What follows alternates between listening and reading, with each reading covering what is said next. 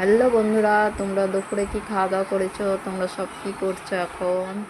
চলো আমাদের পায়েল আজকে কি কি রান্না করেছে তোমাদের ঘরে আজ দেখায়। আর আমাদের আমাদের তো রান্না কি মানে সব কিছু তোমাদের ঘরে একটু একটু করে দেখাবো, সেটা আমাদের ফোনে হয় না, কেননা আমাদের নর্মাল ফোন, আমাদের কোনো দামি ফোন না। তার জন্য শুধু রান্না করেই আমরা দেখাই। চলো, এই দেখো ওলসানা করেছে, সাথে লেবু আছে।